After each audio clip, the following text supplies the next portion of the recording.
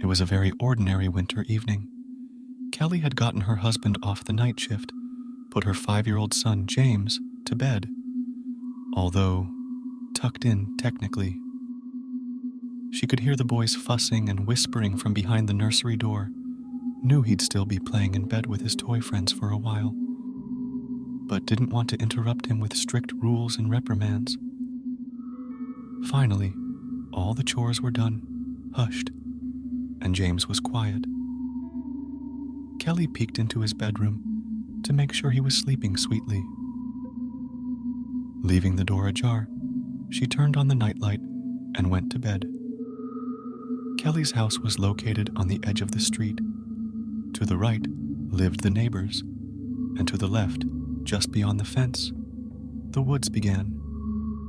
It was a very young village, and there were no houses older than 6 or 7 years. Therefore, not all the plots were bought out. Many houses were under construction, and many were empty. The radiators were on full blast. Kelly, on the other hand, liked to sleep in the cool warmth under her down comforter, so she left the window ajar. It was thawing outside, and the fresh air filling the bedroom did nothing to cool her. Enjoying the warmth of the blanket, the freshness from the window, and the weight of the cat on her stomach, she fell asleep. A strange sound made Kelly open her eyes. The sound was close by. A cat hissed. With difficulty, she turned her head and saw her cat standing on the bed, tail fluffed and back arched. He was looking toward the window and hissing with his ears perked up. Kelly looked where the cat had gone and froze. There was a dark figure in the window opening. Judging by its size, the creature wasn't large, maybe a teenager size. It slid quietly onto the windowsill and slid down to the floor, completely silent. Kelly was paralyzed, literally.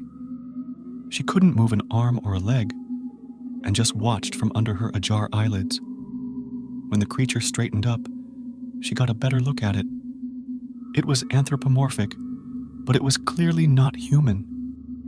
Feet like an animal, an elongated heel, arms and shoulders like a human. The creature's entire body was covered in fur, but it did not look like a monkey and caused just a wild animal fear. The cat darted under the bed, and the creature, making no sound at all, walked across the room, lingered a moment above the bed, and slipped out into the hallway. Kelly was sweating with fear, and the ability to move never returned to her. Just then, she heard a floorboard creak in the hallway. It went to James. A terrible thought struck Kelly's mind like a bolt of lightning, and she summoned all her willpower and sprang forward, sitting up in bed. Then, on woozy legs, she rushed toward the nursery, grabbing the first thing she could get her hands on, her husband's large, folded umbrella. She saw that the door to the nursery was more open than usual, and she ran forward. Suddenly, a scream. Her son's desperate and shrill scream brought Kelly out of her sleep. She jumped out of bed and wiping her sleepy eyes as she ran to the nursery. The boy was crying, covered head to toe with a blanket.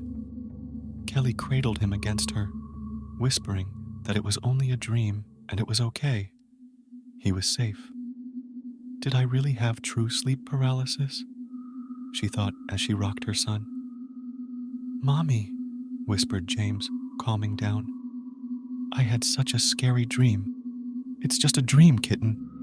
I dreamed about a beast man, the boy persisted.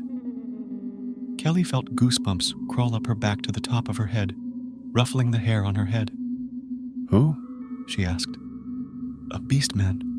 He's all furry, so scary. He came into my bedroom, and he was holding his hands out to me. I was scared, and I screamed and woke up. And then you came in. Kelly returned to the bedroom, only to close the window. Startled by every rustle, she walked through the house, looking through the corners. But it was quiet and empty. Her husband's umbrella stood untouched. The cat was nowhere to be found.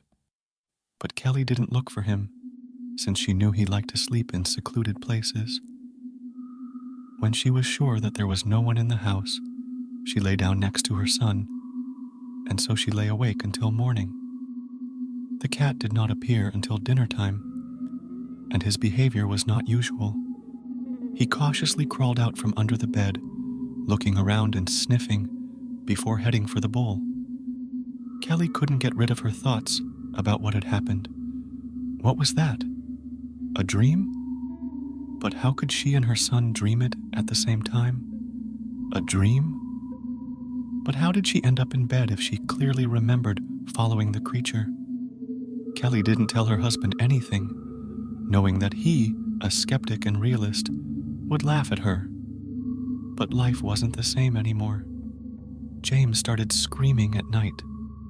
When Kelly or her husband would run in to see him, he would just cry and say he was having a scary dream. They stopped sleeping with the window open. Kelly tried to clean the house herself with salt, but nothing worked. Almost every night, her son woke up screaming and woke everyone up. So Kelly decided to take him to a witch doctor. She knew the address of a woman who had helped many people in her town. The healer listened to her story and only shook her head. "Who was it, do you know?" Kelly inquired. "Did it really come? Or was it just me and my son having the same nightmare?" "It's hard to say," answered the witch doctor. "There's a lot of evil in the forest. But whatever it was, this thing tried to take your son. Well, I will try to free him from it." Then she put the boy on a chair and walked around him, saying something and blowing air in his direction. Saying and blowing. That same night, James slept soundly. Kelly took her son to the witch doctor 6 more times, and it helped.